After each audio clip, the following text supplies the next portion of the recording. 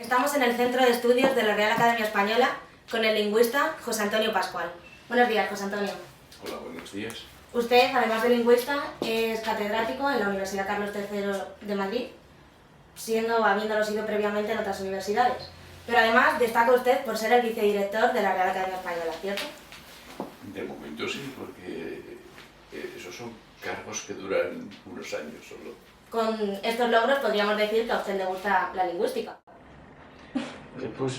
Cada vez menos, porque la lingüística es una cosa muy dura. La lingüística significa ser una persona con capacidad teórica, llegar a abstracciones muy fuertes. Y según uno se va haciendo mayor, le cuesta mucho más trabajo, como le ocurre a un matemático, llegar a esas abstracciones. Con lo cual, algunos lingüistas, como es mi caso, nos vamos pasando a filólogos. Es decir, nos ocupamos de datos más concretos, abstraemos menos, subimos menos en la generalización y nos fijamos más en la realidad más concreta de los hechos. Por lo tanto, diríamos que me voy adaptando a las nuevas posibilidades. ¿Y cómo comenzó el interés por este campo, por la lingüística, la filología, como acaba de decir? Yo soy un caso muy raro. Yo no vine aquí por vocación. No sabía muy bien qué hacer. Yo quería realmente escribir. Me gustaba mucho escribir. Y entonces por eso me matriculé en letras. Es una carrera donde estudiaba literatura. Y a mí lo de lengua no me gustaba demasiado. Y no digo nada, aquello que fue mi especialidad, la lingüística románica, es decir, la comparación entre las distintas lenguas románicas. Eso me parecía durísimo, aburridísimo. Y en cambio lo que me gustaba pues era leer. Yo quería escribir y por lo tanto leía. Pero poco a poco fui viendo que esto de la lingüística había campos muy hermosos. Uno podía entender el pasado de las palabras y en una palabra hay una novela. Entonces yo fui en la propia universidad una persona que fui poco a poco, orientándome a la lingüística y a la que era más dura de todas, que era el pasado de las lenguas y la comparación entre distintas lenguas. Y eso pues, no era una vocación, es la suerte de tener unos buenos profesores, la oportunidad de una universidad que funcionaba muy bien.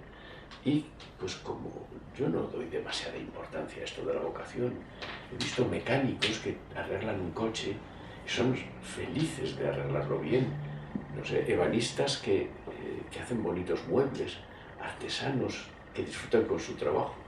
Y en ese sentido, en mi caso, no se trata de una respuesta a una vocación, cuanto, el haberme convertido en un artesano y haber sido, capaz de disfrutar con esas pequeñas cosas. Bueno, estamos ahora mismo en su despacho de la Real Academia Española, pero lo que la gente no suele saber es cómo realmente funciona la Real Academia Española. No saben qué procedimientos, qué desarrollos ocurren en estos despachos. ¿Podría explicar brevemente, por ejemplo, un día de trabajo, usted llega a su puesto de trabajo y qué es lo que ocurre? Claro, el asunto es el siguiente. En la academia somos bastantes académicos, en torno a los 30. Me refiero a los que todos los jueves participamos de las reuniones propias de la academia, donde discutimos la definición de las palabras. Esos son hechos, diríamos, tradicionales de la institución. Pero todo lo que se hace los jueves, en esos plenos en que nos reunimos, se prepara a lo largo de la semana. Entonces, claro, en distintos despachos hay distintos, profesionales, unos académicos y otros no, que preparamos las distintas cosas de la academia. En este despacho lo que se hace con mis colaboradores es preparar el diccionario histórico, que es un diccionario que la academia tiene que realizar y que va a lograr llevar a cabo durante muchos años. Un diccionario en el que se estudia el origen de las palabras de nuestra lengua y la historia que han tenido a lo largo de ella. Pero en otros despachos, un académico o un lexicógrafo prepara la palabra que se va a definir.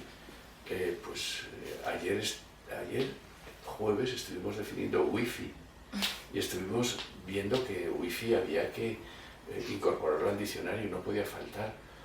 Ayer definimos también cibernauta como sustantivo y como adjetivo y discutimos si no debería ser el adjetivo cibernáutico, pero recurríamos pues a los datos que nos proporcionan los lexicógrafos. Situación en la que estamos algunos académicos, pero hay académicos que son novelistas, que son biólogos, que son historiadores de la ciencia, y claro, no, su profesión no es estudiar base del léxico, y por ejemplo, ayer discutíamos, pero no sería mejor decir cibernáutico como adjetivo que no cibernauta. Y entonces, ¿qué teníamos aquí? Pues un lexicógrafo que nos aclaraba que lo que más aparece ahora es cibernauta como adjetivo. Entonces, claro, nuestra discusión no tiene que ver con qué pensemos nosotros, si nos gusta o no nos gusta, sino sobre todos esos medios que ponen a nuestra disposición los lexicógrafos. Por lo tanto, este no es el centro de la academia donde nosotros nos reunimos, no es lo que señala a la gente lo que es la tradición. Este es como las máquinas que están permitiendo que luego en esas reuniones nosotros tomemos decisiones. Por lo que me está contando, lo que más se está centrando últimamente, bueno, gran parte son los neologismos, ¿no? Sí, porque es que eso, las lenguas están afectadas constantemente por neologismos. Y claro, tenemos que tomarlos en consideración para que no llegue un momento en que no nos entendamos. Si ahora, por ejemplo, uno recurre a un diccionario magnífico, el diccionario de Casares, el diccionario ideológico, que yo recomendaría a todo el mundo, porque en ese diccionario no solo se definen las palabras, sino se relacionan unas con otras. En ese diccionario no aparece bolígrafo. ¿Por qué no aparece? Porque es un diccionario que se hizo cuando todavía el bolígrafo no existía. Claro, el diccionario de la Academia no puede quedarse sin introducir bolígrafo y no puede dejar de poner wifi. Es posible que un día wifi deje de existir y sea sustituido por otra cosa. Bueno, pues en ese momento habría que sacarlo, pero por eso nos preocupan mucho los neologismos. Bueno, cambiando un poco de tema, hemos estado investigando y hemos descubierto que usted participó en un programa televisivo, Hablando Claro, durante la etapa de los 80, que se dedicaba sobre todo al uso de la buena lengua española. Sí. ¿Cómo fue esa experiencia en la televisión para usted? Fue magnífica, porque claro, era un programa en directo, en un momento en que yo no tenía en el plato ni un diccionario ni nada. Y bueno, yo adelgazaba medio kilo, en esa media hora que iba antes del telediario de la tarde, y donde por lo tanto uno no podía excederse en el tiempo porque enseguida empezaron a hacer gestos obscenos para que bajara a tierra y terminara, porque venían luego los anuncios y a continuación el telediario. O sea, era de una tensión, y si uno tenía entonces un problema tenía que resolverlo en unos cuantos segundos. Aprendí algo que para un profesor es muy importante. Uno está acostumbrado a que una lección dure en torno a 3/4 de hora. Y el profesor sabe que al principio debe llamar la atención para que los alumnos atiendan. Luego puede bajar un poco, pero tiene que buscar otra vez la manera de llamar la atención. Y otra vez al final, a lo largo de 3 momentos, tiene que ir llamando la atención de los alumnos. Entonces, hay cosas fundamentales que uno tiene que decir al principio, en el medio o al final. Esto es como las películas antiguas, que se hacían precisamente en esos rollos de celuloide, y al final de un rollo nunca tenía que haber una buena escena, porque muchas veces había que cortarlos. Entonces el profesor sabe, se acostumbra en 3/4 de hora a exponer una lección y sabe de qué manera tiene que llamar la atención en los momentos más importantes y dónde debe decir lo que es fundamental. Bueno, pues yo lo que aprendí en televisión es que tenía que decir lo importante en pastillas de 1 minuto y medio. Y yo tenía realmente 3 pastillas que decir, y lo demás era un aspecto de concurso. Por ejemplo, yo tenía que explicar que en español los ordinales no se utilizan casi. Que yo no digo la 22ª edición, sino la edición 22, que yo no voy a un hotel a la habitación 34ª, sino la 34. Y mostrar que, frente a otras lenguas, el sistema de los ordinales es un sistema muy culto. Bueno, decir eso, ¿cómo se logra? En una pastilla en que la presentadora me decía, cuando uno va a un hotel, va a la habitación 34ª, no, date cuenta que para no hacer el ridículo uno dice, deme la llave de la 34. Entonces, por medio de pastillitas de estas, el que está oyendo y siguiendo el programa sabe que realmente los ordinales no se utilizan así. Y además hay otra píldora que consiste en decir que nosotros no podemos decir, por ejemplo, el onceavo, que el onceavo no es un ordinal, que es otra cosa. Entonces, de esa manera, por medio de los ejemplos, un profesor aprende una manera distinta de comunicar, que trata de ser distinta a la del aula. Y a mí me vino muy bien y además tengo que decir que sufrí muchísimo al principio. A los 4 años, que duró aproximadamente al final, ya estaba un poco cansado. Y uno nota entonces que hay un momento en que uno debe dejar un programa porque empieza a aburrirse. Y si uno se aburre, ya aburre a la persona que está siguiendo. Bueno, pero de aquí ya han pasado unos 20, 30 años, a pesar del hastío que acabó sintiendo usted en los últimos momentos del programa, ¿cree que volvería a participar en un programa televisivo si le diesen la oportunidad de características similares? Yo por mí sí, pero yo creo que ya me falta la capacidad, qué sé yo, de conectar con las personas que deben seguirlo. Tiene uno que ser crítico. Yo había visto programas de académicos que hablaban en televisión y yo creo que ahora ya mi manera de hablar y de expresarme conectaría menos. O sea, yo me encantaría, quizá ya es la situación de ir de vez en cuando a un programa, pero eso estar pendiente de hacer un ensayo antes del programa, reñir con el director del programa, comer junto con los que participan y que se note la tensión. Tiene que haber tensión para que eso salga bien. Y luego que a uno lo maquillen, estar pendiente de la cámara y si se equivoca. Yo creo que ahora me estaría muy grande y posiblemente si hubiera uno de esos programas serían personas como vosotros quienes deberían llevarlo y de vez en cuando recurrir a personas como yo para que dijeran algunas palabras. Pero yo creo que ya pasó el tiempo. Nos gustaría también saber un poco su opinión sobre las nuevas tecnologías. Usted lleva dedicándose a la lexicografía desde hace décadas. ¿Cómo ha influido Internet en su labor? Pues vamos a ver, cuando yo trabajaba en los años 70 en un diccionario etimológico muy importante con el etimólogo mejor que ha habido en este país, el profesor Corominas, aquello era durísimo. Teníamos que ir con fichas y viendo por medio de las fichas que procedían de las lecturas que habíamos hecho, pues teníamos que tomar decisiones sobre la historia de las palabras y sobre su etimología.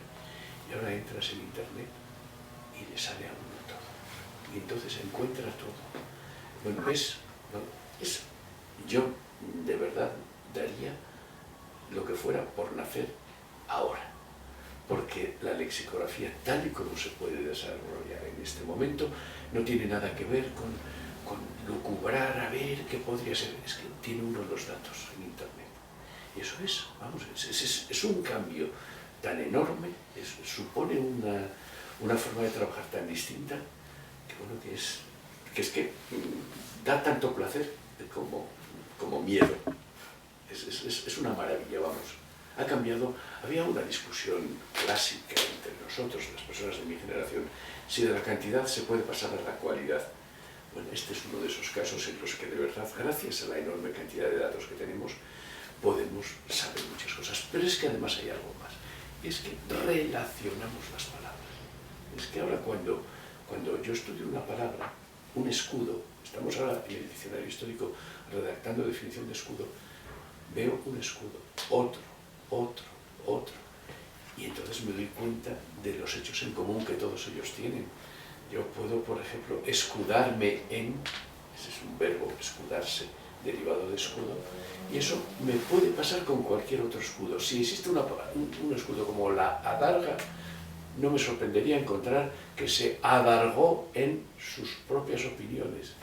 Y entonces, verdaderamente, o se abroqueló, y ese verbo sí existe, se abroqueló, que es otro tipo de escudo en sus opiniones. Entonces uno va viendo cómo las palabras van evolucionando y adquiriendo nuevos significados, pero todas ellas en grupo. Antes era imposible en la lexicografía, tenía uno que ir por el orden alfabético, corrigiendo Bueno, para corregir un diccionario se perdían meses y ahora en cambio puede ir uno por grupos, viendo cómo las palabras van avanzando juntas. Cuando uno encuentra en una voz una característica, las voces de la misma situación suelen tenerla también. Es también, no solo ya por la cantidad, sino por las posibilidades de relacionar los elementos del léxico de una lengua. Bueno, entonces queda claro que considera Internet una herramienta útil para... Es una bendición. Es decir, si es que desapareciera Internet, yo creo que nos entraría el desaliento a muchos y dejaríamos de trabajar. Sencillamente dejaríamos de trabajar. Bueno, me dedicaría a hacer poesía. Que no digo que no sea trabajo, pero quiero decir que sería por pura intuición. Si ahora desapareciera Internet, para las humanidades sería una tragedia. ¿Y cree usted que hay cierta unión entre el hecho de la mala ortografía de los jóvenes actuales con el uso de Internet? ¿Por qué no? Vamos a ver, los hechos que sabemos los filólogos con respecto a los cambios, los situamos aquí. Diríamos en la idea que los hablantes hacen de las cosas, no en la técnica. Me explico. Si yo tengo desinterés por escribir bien, si me parece que escribir bien es una condición de los pedantes, si yo tengo a las personas de una generación, 2 o 3 mayor que la mía, unas ciertas manías por el mundo que nos han dejado, y ellos tratan de escribir bien, a lo mejor decido no hacerlo.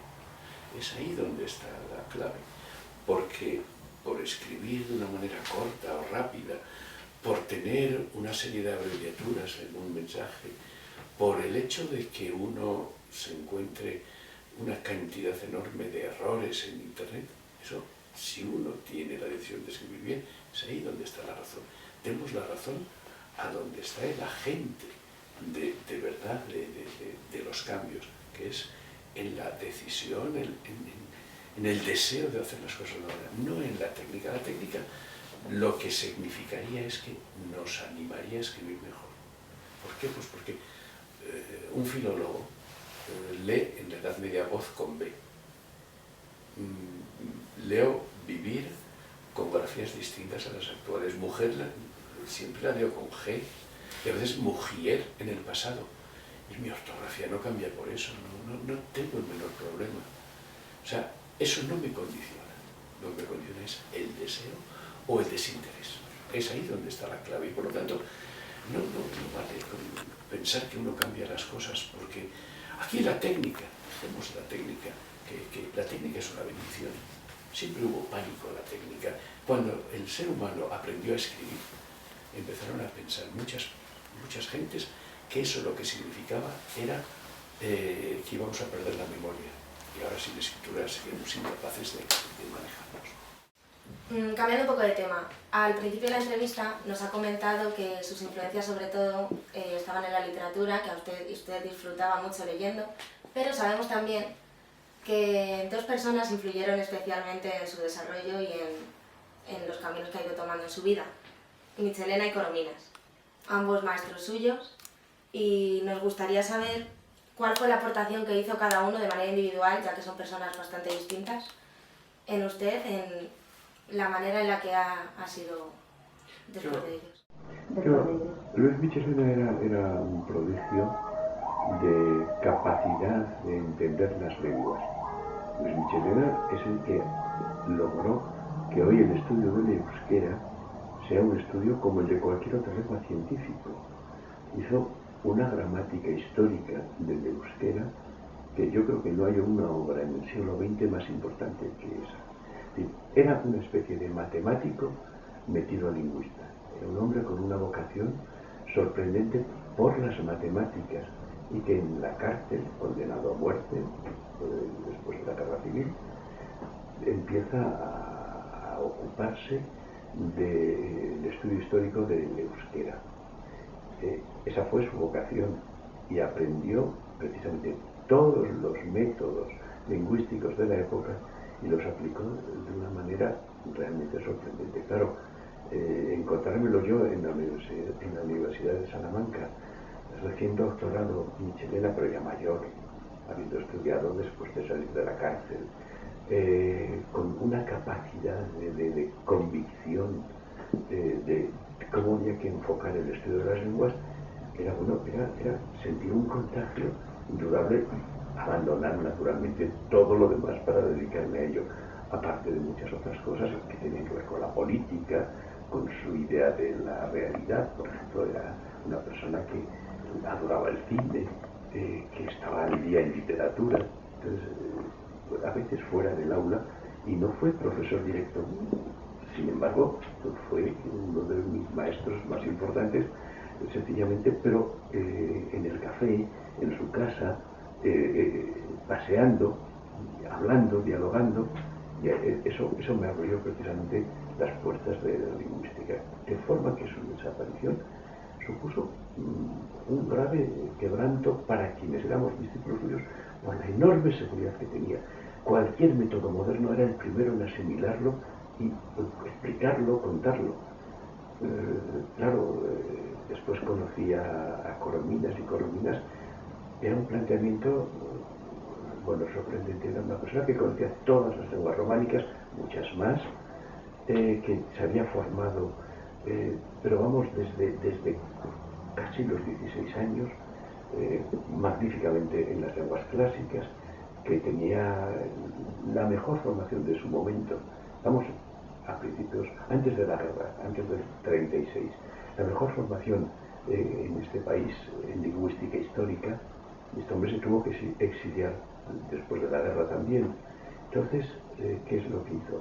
Una persona que era catalán como primera lengua, que había aprendido el español y que, claro, se manejaba no tan bien como el catalán. Resulta que hace, estando en la Argentina, un diccionario, primero en la Argentina y luego en Estados Unidos, un diccionario etimológico del español, en 4 tomos. Un prodigio, una obra maravillosa. Tengo la enorme suerte, después de hacer mi tesis doctoral, de haber tenido maestros como Michelena, y maestros como José Luis Pensado, y maestros como Fernando Lázaro, maestros y más todavía, que fue un historiador como Miguel Artola. Fue una de esas suertes que tuvimos en la Universidad de Salamanca. Claro, Martín Ruy Pérez, que era un magnífico heleñista, o, vamos, podría decir más nombres todavía. Con maestros como estos voy a trabajar con Corominas, porque quiero hacer la segunda edición del diccionario, y yo no entendía nada. O sea, era tales los conocimientos de Corominas. Yo ya había hecho mi tesis doctoral, yo era catedrático de instituto, era profesor, en aquel momento titular de universidad, y de repente me encontraba con que tenía que empezar a aprender otra vez todo. En ese sentido, este artesano, esta persona que no llegó por vocación, sino que me fueron tentando los mejores, me encontré con el reto de o me vuelvo, porque esto me parece durísimo, o continúo. Y continué con Corominas, y claro, pues tuve el grandísimo privilegio de hacer con él el diccionario etimológico de la segunda edición. ¿Considera una buena experiencia haber trabajado con Corominas? Una magnífica experiencia. Lo que pasa es que yo a estas alturas, pues no sé si realmente esas cosas merecen la pena, no por lo siguiente, porque qué cantidad de mi vida privada he dejado de lado, obsesionado precisamente por lo que vi en mis maestros. Mis maestros murieron, todos ellos, con la insatisfacción de no terminar su obra. Corominas, por ejemplo, en el hospital, se quita el oxígeno para corregir pruebas y manda a sus discípulos que vayan a corregir y que le dejen en paz, y muere a las 2 horas. Cuando se pone un ejemplo como estos, a lo mejor algunas personas de mi generación hemos exagerado en abandonar lo privado, el placer del viaje, la lectura por placer, por una excesiva dedicación a la investigación. Unos con más fuerza, más altura, y otros más modestos, como es mi caso, pero que ya cuanto más modestos, más tiempo he tenido que dedicar al trabajo, precisamente para poder dar algún resultado, por pequeño que sea. En ese sentido, ha sido un placer, pero a lo mejor es un placer que, si yo ahora empezara mantenía un cuidado mayor con la vida privada. Pues esto es todo. Muchas gracias por habernos permitido hacer la entrevista y por su tiempo, y hasta aquí. No es nos permitiros hacer la entrevista, es tener el placer de que hayáis querido hacérmela. Muchas gracias a vosotros.